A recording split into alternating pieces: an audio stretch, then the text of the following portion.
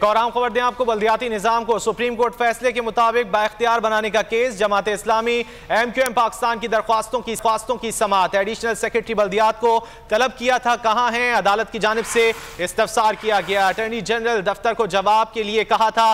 Justice Iqbal कल्होड़ो की जानिब से रिमार्क्स दिए गए।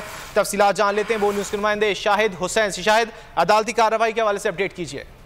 ये जमात इस्लामी और MQM की तरफ से दरखास्तें दायर की गई थी, जिसमें सुप्रीम कोर्ट के अहकामात की रोशनी में बल्दियाती जो इदारे हैं महकमे उनको बाख्तियार बनाने के हवाले से, उस हवाले से आज वफाकी हुकूमत की तरफ से जो जवाब जमा नहीं कराया गया। अदालत ने सवाल पूछा कि जो एडवोकेट जनरल और अटॉर्नी जनरल को तलब किया गया था वो पेश क्यों नहीं है, जिसमें बताया गया कि उनकी तबीयत नासाज है। अदालत ने बरहमी का इजहार किया और आइंदा समाअत पर कहा है कि जो वफाकी हुकूमत का मौके पे सिलसिले में उसकी तफसीली रिपोर्ट जमा कराई जाए। और आइंदा समाअत पर अदालत ने एडिशनल सेक्रेटरी बल्दियात को भी तलब किया है। जस्टिस इकबाल कल्होड़ो ने कहा कि हमने चूंकि दफ्तर को अटॉर्नी जनरल ऑफिस को कहा था कि तफसीली तौर पर जवाब जमा कराया जाए, इस पर जो उन्होंने जवाब क्यों नहीं जमा कराया, तो जिसमें बताया गया कि उनकी तबीयत नासाज थी, इसलिए वो पेश भी नहीं हो सके और तफसीली तौर पर जवाब भी जमा नहीं करा सके। अब अदालत ने केस की मजीद समाअत जो 15 फरवरी तक मुलतवी कर दी है और आइंदा समाअत पर जो है वो तफसीलात तलब कर ली है।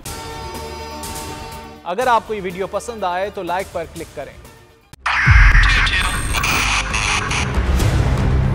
2022 बहुत सारे तोहफे भी देखे गया पाकिस्तान की आवाम को। पाकिस्तान की आवाम को एक तोहफा ये दिया कि आवाम को पता चल गया कि पाकिस्तान का मीडिया क्या है। साल 2022 में सबसे ज्यादा देखे जाने वाला चैनल बोल न्यूज रहा नंबर 1। हमने बहुत सारे शोज और ट्रांसमिशंस की, पूरा साल मुसलसल जदोजहद में निकल गया कि ये वोट ऑफ कॉन्फिडेंस के पीछे कौन लोग थे। तोड़े रेटिंग के सभी रिकॉर्ड। सोशल मीडिया पर भी सबसे ज्यादा तेजी से 2.4 बिलियन व्यूज का संगे मील अबूर किया। एंकर्स को भी आवाम में सबसे ज्यादा मकबूलियत मिली और सोशल मीडिया पर भी बोल रहा सब पर भारी। सब्सक्राइब करें और बेल दबाएं ताकि कोई खबर रह न जाए।